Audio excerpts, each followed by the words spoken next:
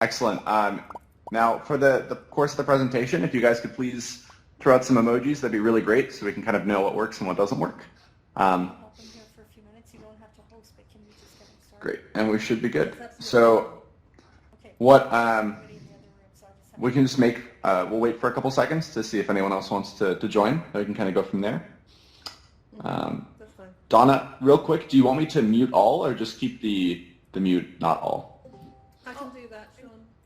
Okay, excellent. That'd be great. Thank you so much. Just before we do this, and I'm sorry if it mucks up, but the reason that I want to stay here is because I wanted to do a quick reset of the room. I almost forgot that.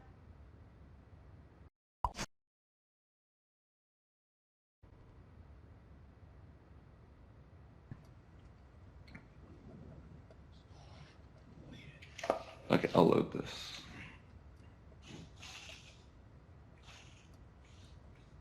Oh, I can see slides now. Cool. Okay. Okay, I'll talk to you guys later. I'm just getting the other room set up. Thanks, Serenity. Yeah, Excellent. I'm good. Can you guys hear me?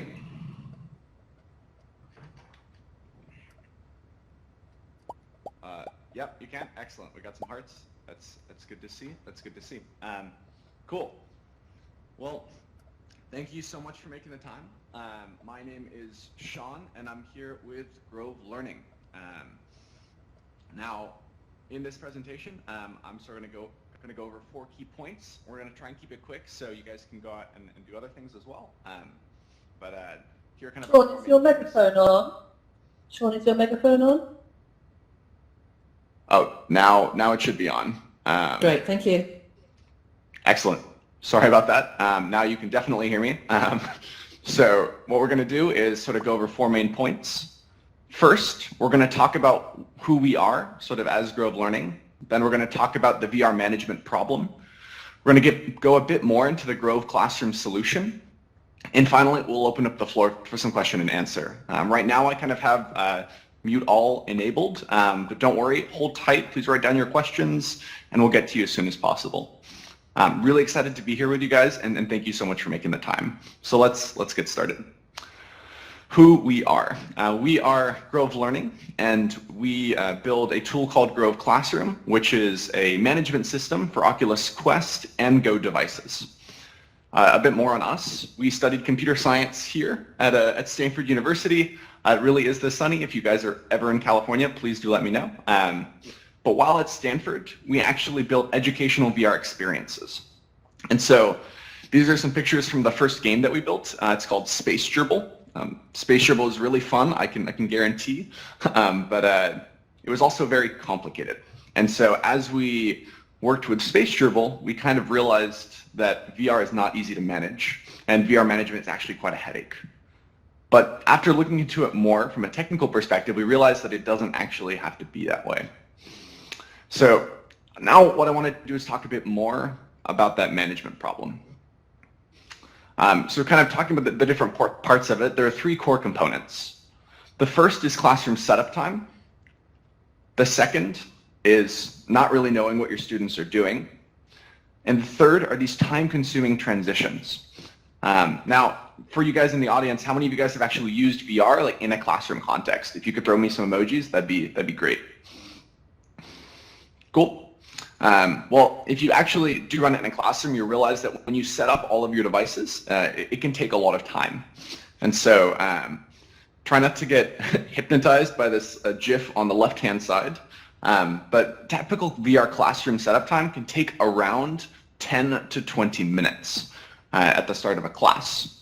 We're based here in California, and the average class length for a Californian class is around 45 to 50 minutes. If you're spending almost half of your class period on setup, you just don't get a lot of time in VR. Now, why is that? Well, first of all, just turning on all the headsets and giving it to students can actually take quite a long time. After that, let's imagine you wanted to run a YouTube video. You then need to make sure that everyone in your class opens up YouTube, right? And then after they open up YouTube, they have to find the right content item. So they have to search, and you have to hope that they search for the right item and not last week's soccer game, mind you, and they actually open up the app you want them to be opening. So setup time can take 10 to 20 minutes along with a lot of headache. Now, how many of you guys are familiar with this game here on the left-hand side? Some? Okay, we got some Beat Saber lovers in the back. Excellent. Well, Beat Saber is a really fun game built for VR devices, and it's incredibly engaging, and you probably don't want your students in it during an actual class period. But the problem right now is, let's say you're a teacher with 20 Oculus Quests. There's actually no way to know what your students are doing. So what app are they currently in? Are they in YouTube, like you think they are? Or are they in Beat Saber, you know, like playing around? What video are they watching? If they're in YouTube, how do you actually know that they're watching the right YouTube video? And you don't. It's kind of the status quo. And then what are they seeing right now, right? Like, are you able to actually know what is going on in their headset and what part of the video they're at? So this is kind of the status quo for management today. And the other thing is time-consuming transitions, right? So let's explore this. Let's say you wanted to transition from Beat Saber to a YouTube video. In order to do so, you're going to spend a lot of time sort of getting lost, navigating for the correct content. Not only that, though, if you're playing a game like Beat Saber or a really immersive learning experience, you'll actually find that it's very loud in the headsets. And so a typical component of transitions in VR is that people are yelling, and that's really not necessary because teachers are kind of screaming at the top of their lungs. Students want to stay in the old experience before they go to the new one, and it's kind of a headache. And students can also unintentionally get lost, and so they kind of don't know where they are. Maybe they turned off Wi-Fi, who knows? Or even worse is the case where they intentionally get lost, right? And so they kind of know what's going on, and they just want to have a lot of fun this class. So taking a step back, these are three key manifestations of this VR management problem. We have classroom setup time, we have not knowing what your students are doing, and we have these time-consuming transitions. And the consequences, you kind of end up as this sad kid here on the left-hand side. What does that mean? Well, that means less teaching time for you as an educator, right? It means that overall, you have a stressful teaching experience. From a student perspective, they're wasting a lot of time with management and other things.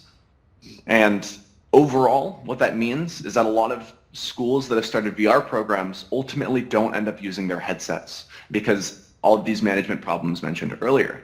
And teachers and students get a bad overall first impression of VR. Now, I want to talk about what we're doing to change that here at Grove Learning. And we built this tool called Grove Classroom. Now, what I want you to do is close your eyes. Maybe don't if that leads to VR sickness, but you get the idea. And I want you to imagine a world where you could just start the right experience on turning on your device. Imagine you could just keep your students in the right app and you don't need to worry about it. You just know that they're going to be where you need them to be. Imagine seeing all of your students' screens at the same time, not just one stream, but all of the streams. And imagine those 5 to 10-minute transitions taking only 5 seconds, right? I want to introduce Grove Classroom. Now, it's a tool for Oculus Quest and Go that's built for the classroom. What does this look like? Well, here's kind of a screenshot of our interface. Here on the right-hand side, you can select devices, and here on the left-hand side, you can choose what you want to do with them. Now, imagine you could just launch, pause, or restart any device in your classroom with ease, right? It's just a tap of a button. That's all possible today with Grove Classroom. Imagine if you could, from one centralized location, manage all the downloaded content on all of your devices, right? So you could clearly see what headsets have what experiences installed. That's all possible today with Grove Classroom. Imagine if you could get student device details. So I'm not too sure if you can see it on this image, but here we can see the serial number, we can see battery information, and a full video stream of the device. That's all possible today with Grove Classroom. And imagine if you didn't just get one video stream, but you could see all of your video streams in one location, like this. This is all possible today, and we have schools using this tool today. It's all possible with Grove Classroom. Now, with Grove Classroom, you can kind of manage your way, right? So you can keep students in the experiences that you want to keep them in, right? You can start experiences on boot, so you can save that 10 to 20 minutes and turn that into less than 5, right? You can launch directly to web links or YouTube videos, and you can start to use WebXR in a really powerful way. You can run multiple classes in multiple locations, all from the same centralized Grove account with ease. And you can manage with your phone, you can manage with your tablet, or you can manage with your PC. It's all based on whatever device you want to manage your classroom. And you can also send messages directly to students, right? You can customize their pause screen so they can see whatever you want, and that's not just in English, but in any international language. And one of my favorite features about Grove Classroom is you can manage remotely. So you can actually be on the other side of the world, right? And you can set up a Grove Classroom and manage that class with ease. Now, here at Grove Learning, we believe that teaching is hard, it's difficult. We have the utmost respect for teachers in our world. But we also believe that management shouldn't have to be. Now, if you want to learn more, please go to grovelearning.com. We've been working really hard on the website. This is kind of a brief glance of what it looks like. And we'd love to have you reach out to us. Let us give us any feedback, what you'd want to see. And if it sounds exciting, please sign up, get in contact, and we'd love to chat. A bit more about getting in touch.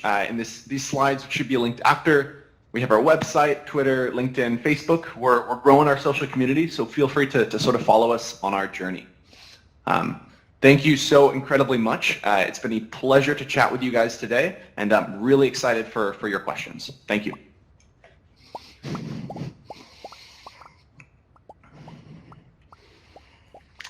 Can we all give some very big, even bigger emojis, please? Even bigger, lots of emojis.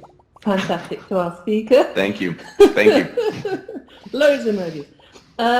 So at this point, if you have any questions, I shall put up the hands up participation, which will appear any moment now. Hopefully you've now received the raise hand.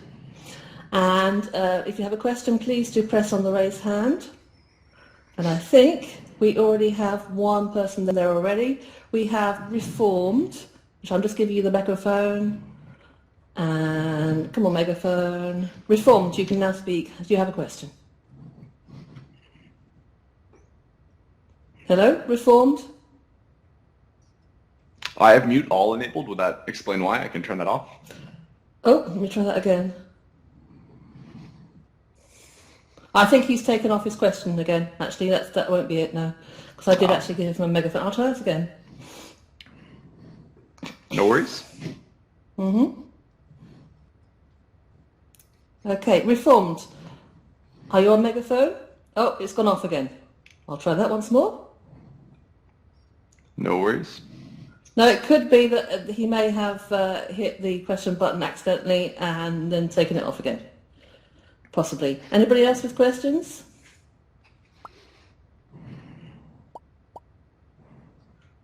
Excellent. I'm seeing a question here in the front from Reformed and lots of emojis. All right, I'll try again. I'm pressing megaphone.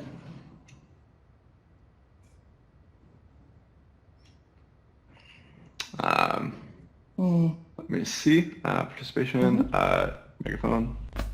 I think the microphones are on now if he can unmute himself. Yeah, I turned on the microphone as well. So Okay. Interesting. We can try that one more time. It looks like the megaphone might not be working right now. Is what it sounds like. Can you hear me? Yeah, Yes. I can just hear you directly. I turned off audience mute. I wasn't able to see your slide deck up on the screen. I don't know if that's the case with anybody else. Yeah, me neither. Me neither. Really? Oh, interesting. Okay, because on our end, yeah, we have two of us here. We can see the slide deck from our perspective, so that's a bit odd. We're just using slides.com. Was it looking gray during the slide deck? Yeah, right, yeah. Correct. Yeah, that's what we're seeing. Okay, that's pretty funny. Well, I can assure you that we have a real product, and it's really great. You should still go to grovelearning.com. It is not all gray, but that's really unfortunate. We can try and perhaps refresh the link, or I don't know what you think is best, Donna, but on grovelearning.com, a lot of that information that I just told you is going to be there as well. And you can just kind of find us there. So sorry about that. That is kind of very inconvenient for you guys. Hopefully it was still somewhat entertaining. Yeah. The slides were appearing for me. Sometimes it's a good idea to re-enter the room, but it is variable between audience members. Makes sense. I had a quick question. I do have a meeting with one of your team members a little bit later today at about 12 to just kind of talk about the solution. I know that you're in schools, and my curiosity is I work with a lot of libraries and museums as well that are looking to set up kind of kiosk mode, simple management, and this solution, you know, has a little bit of the MDM and it has a little bit of the classroom management piece like NetOps and NetSupport and some really, really powerful capabilities. Have you worked outside of the educational space in these kind of public venues, and what do you see as different in the way that they might manage their devices if you are? Yeah, so great question, and thank you so much, and our team's looking forward to chatting with you. I think for us, we are very focused, or like sort of initially been very focused on sort of education and learning cases. And I think as in that specific situation, if you kind of look at these public settings like libraries, right? Libraries are a key place that kids and individuals of all ages go to learn. And so I think for us, we're very excited about that. Again, we kind of quit our jobs and we decided to kind of go for this in order to really help those learners out, be wherever they may be. So that could be in schools, that could be in universities, and that could be in libraries as well. Does the solution allow for the use of unknown source at APKs? So, you know, things that might be side-loaded. I do a lot of experimentation with hand tracking, and obviously there's not much in the regular store. So utilizing those apps would require access to the unknown sources. Is that something you've worked with or encountered any issues with? So at this point in time, it kind of runs very low to the ground, so it's very close on Android. So it can, excuse me, it can run any experience that's downloaded on the device, regardless as to how it kind of got there. And so if you created your own experience, we'd be able to manage that as well with Grove Classroom. Amazing, thank you. Thank you so much.